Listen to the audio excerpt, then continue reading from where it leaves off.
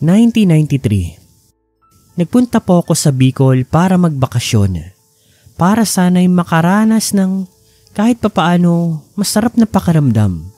Makasama ang mga pinsan ko, ang mga tiyahin-tiyuhin ko, ang lola ko. Para kahit papaano makahinga sa hirap ng pag-aaral ko. College student na po kasi ako noong mga time na yon at aaminin ko sobrang hirap ng pag-aaral ko. Accountancy kasi ang kinukuha ko noong mga panahon na yon. So yun na nga.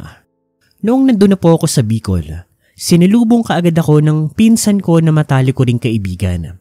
Siya po si Julina, na noong mga panahon po na iyon. Same age ko po, college student na rin pero iba kami ng course. Kung ako accountancy, siya naman po ay nurse.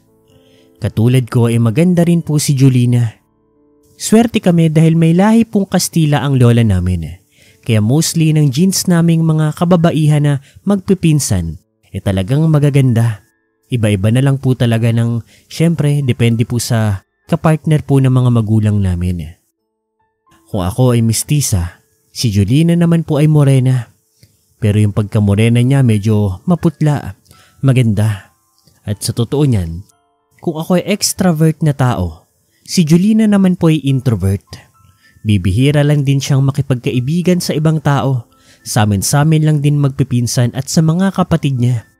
Pero kung mapapansin nyo, pag ibang tao ang kasama niya, tahimik na tahimik itong tao. Hindi rin halos nakikihalubilos sa iba. Pero pag sa amin, sobrang saya niyan kasama. Mabait din po si Julina. At kagaya ko, masasabing matalino rin po sa klase yan. Pero enough na po sa pag-aaral namin. Dahil nung mga panahon na yon, pagkalapag ko pa lang sa Bicol, nung pagkasalubong niya sa amin, sinimula na kaagad namin ang pag-e-enjoy. Kagaya ng dati, wala pa rin naman pong nagbago sa samahan namin ng mga pinsan ko. Kahit almost summer lang kami nagkakasama parang lagi lang din kami nagkakasama kasi close na close pa rin naman kami. Pero habang tumatagal ako doon, sa ilang araw at mga gabing nagdaraan, may napapansin ako kay Julina.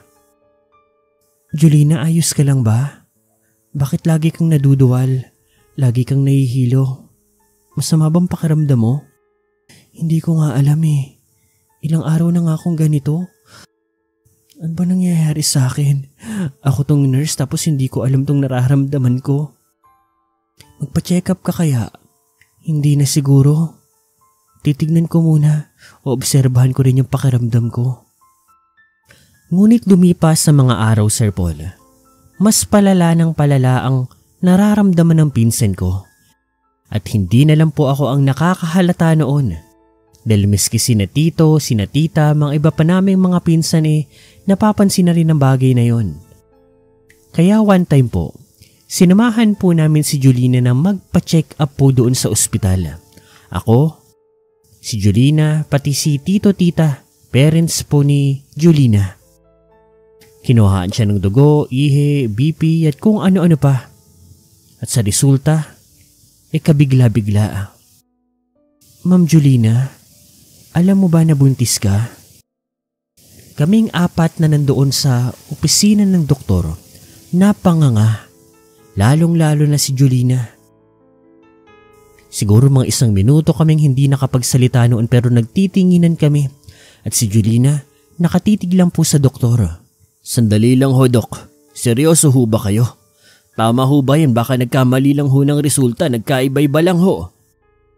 Kung gusto nyo, pwede ho kayo magpa-second opinion. At yun nga po ang ginawa namin. 4 kaming klinika. Pero iisa ang resulta. Buntis si Julina. Anak, magsabi ka ng totoo. Sinong nakabuntis sa'yo?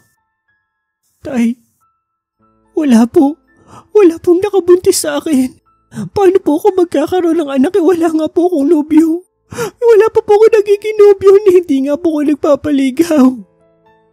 Kilala namin si Julina, Sir Paul. Hindi siya sinungaling na tao. Lalo't hindi siya nag-iimbento. Ang ginawa po, nagpakonsulta kami sa isang doktor na kakilala po ni Tito. Pinacheck si Julina. Isa yung Obigaini. At yung Obigaini na mismo ang nagsabi na berhen nga itong si Julina. Kaya imposible siyang mabuntis. Pero buntis nga siya. Miski yung doktor na Obigaini hindi rin makapaniwala kung papaano nangyari ang bagay na yun. Lalong-lalo na si Julina kasi una sa lahat, sinabi niya mismo harap-harapan sa amin. Paano siya mabubuntis wala naman daw siyang nakakasiping. Lahat kami ay hindi makapaniwala, Sir Paul. At doon na po umariba si Lola, ang nanay ng mga nanay namin. Hindi kaya pinaglaruan siya ng engkanto o aswang? Siyempre, Sir Paul, sa kababalaghang ganon, sa napaka-imposibleng pangyayaring yun, yun na lang din talaga ang kakapitan mo. Ora-orada ay nagpatawag si Lola ng kakilala niyang albularyo. Mang Sebastian ang tawag nila dito. Pagdating pangalang niya nakakatakot na kaagad ang pakiramdam na mararamdaman mo. Tahimik lang ang lahat noon. Habang si Julina naman, palala ng palala ang karamdaman niya. Namumutla na siya, pinagpapawisan na siya ng malamig. Tapos ang bilis niyang mamayat. Tapos yung tiyan niya. Sa ilang mga araw lang po ang nagdaan, kay bilis pong lumaki. Kaya kaming lahat noon, Sir Paul, talagang naniniwala na may kababalaghang nangyayari. Bakit niyo ako pinatawag dito, Ising? Ayokong iniistorbo ako. Kailangan ko ng tulong mo, tanda. Ang apo ko, mukha atang inimpakto. Pasalamat ka. May pagtingin pa ako sa'yo. Kung hindi kita papansinin dahil matagal na akong nagretiro. Doon pa talaga sila nagtalo. Oo nga pala, nalimutan kong sabihin. Mag-ex pala ang dalawang matanda. Anyway, heto na nga. Maya-maya po ay humarap po si Mang Sebastian sa gilid po ni Julina. Tapos sinawak-hawakan niya po ang tiyan nito. Ising,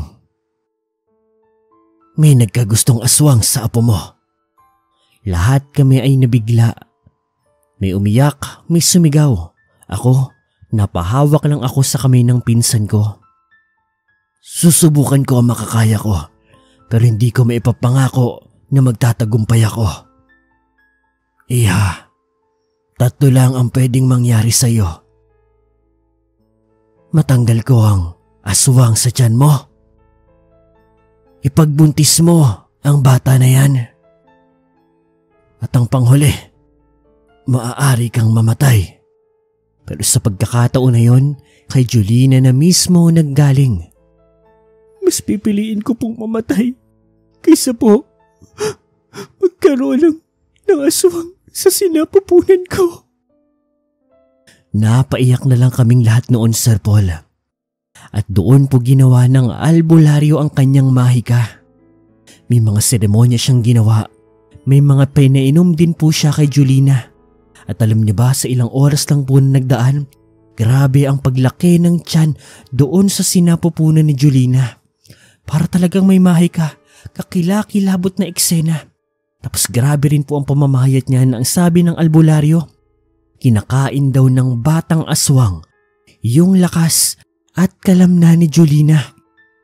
Pagsapit po ng 6:00, bigla na lang pong may isinuka na kulay itim si Julina. Itim na likido na malapot. At sa kanyang ari, may lumabas na isang sisiw. Buhay pa ang sisiw, Sir Paul, kulay itim ito. At nilagay po ito ng albularyo sa malaking bote. At alam niyo ba, Sir Paul, naglabas pa ng maraming likido sa ari si Julina na kulay itim. At hindi po nagtagal, umimpis ng umimpis ang kanyang lumobong tiyan. Nakaya mo, iha. Magaling ka. Himala po ang nagawa ng albularyo dahil galing sa kanya mismo. Mahirap daw talaga ang ginawa niyang seremonya. Marami raw namamatay sa ganoon, pero kinaya daw ni Julina. Hindi na raw mauulit yun sa kanya dahil binigyan daw siya ng albularyo ng isang anting-anting na makakapagpalayo sa mga aswang. At sa awa naman po ng Diyos, ilang araw lang po ang nakalipas. Bumalik po sa normal si Julina ang katawan niya. Yun nga lang, ang mahiyaing si Julina, ay mas lalong naging mahiyain. Huminto siya ng ilang taon sa pag-aaral dahil na-trauma talaga siya. Natakot na naintindihan naman po ng lahat. Kahit naman ako nagkaroon din po ako ng trauma noon, lalo na sa mga nakikilala kong mga lalaki. Dahil base sa albularyo, minsan nagpapanggap lang ang mga yan. Ang iba akala mo normal lang na lalaki. Ang hindi mo alam, aswang na pala. Ngayon, Sir Paul, normal na po ulit si Julina. Kagaya ko, may sarili na rin po siyang pamilya. Ako, natuto na rin sa karanasan niya. Maniwala sa aswang. Mas maigi niyang maniwala at mag-ingat kaysa magsisi ka sa huli.